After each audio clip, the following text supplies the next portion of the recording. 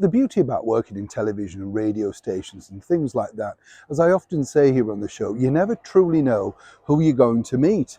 Over the years, just a few years, I've been lucky enough to meet some amazing people simply going in and out of studios, things like that. I remember bumping into the 60s girl of the moment, Christine Keeler, and she wasn't anything, of course, like she was portrayed in the Perfumo scandal and things like that. We ended up getting on incredibly well, and further down the line doing a wonderful interview. So it's always fascinating when you bump into someone quite literally in a studio setting and find out, of course, that this particular person isn't just a person being interviewed, but an absolute icon for a generation. We're talking about the sadly just recently lost Mary Quant. Oh yes, the lady who invented so much for the 60s girl. As ever though, let me explain. Hi, good morning, Neil Sean here. Nice to see you. And as ever, were you one of those 60s girls? Were you one of those revolutionaries that decided to go short? We're talking about the brilliant miniskirt, of course, that Mary invented. And what's interesting I found was when I got to know her a little bit, we had a chat, you don't realise that she was quite well advanced, and I don't mean that in a rude way, but in her years, people were allowed to develop at a slower rate back then, Nowadays, if you look at, say, the pop stars and people like that, everybody's almost peaked, haven't they, in the world fame game by about 19 years old. Don't know why that is, do you? It just seems strange in many respects. But Mary Quant herself was literally just somebody who changed the face of swinging 60s London.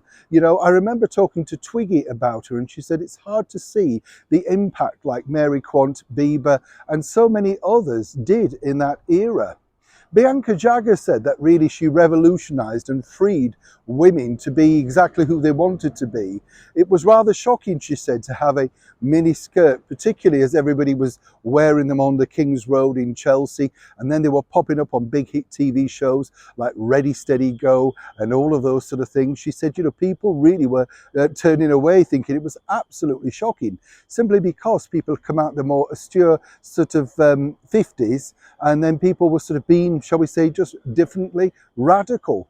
Mary herself, though, never really understood her own power, She just really enjoyed designing, never wanted to be famous, but knew it was a byproduct. Her shops were, well, the places of places to meet. Everybody who you could wish to know in the 60s was either congregating there or, as I say, one of the other fashionable boutiques or indeed Carnaby Street of the moment. When I met her, she said she didn't understand exactly what she created because obviously this is pre-social media, and around the world all of her designs were selling out quite literally. She said she became quite emotional when she arrived in the United States to just see big stores with her picture on and her designs. Of course, she's a lot to thank for the models of the day, as I say, like the likes of Bianca Jagger, Twiggy, Jean Shrimpton, all of those people that also made sure that her fashions were seen by the hip and happening crowd. People often say, don't they, will they ever see the likes of these people again? And even with Vivienne Westwood, whether you liked her clothes or not, you knew her, you knew what she did. Can the same be said of today's designers? Do we actually know who they are? They seem so faceless. They're either plugging perfumes, branding, or woke messages. Mary Quant simply set out to create something totally different. She certainly did that, and lots of women around the world are truly grateful.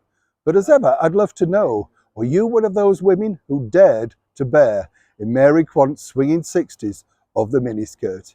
Mary, as ever, you'll never go out of fashion. Neil Sean in the very heart of London.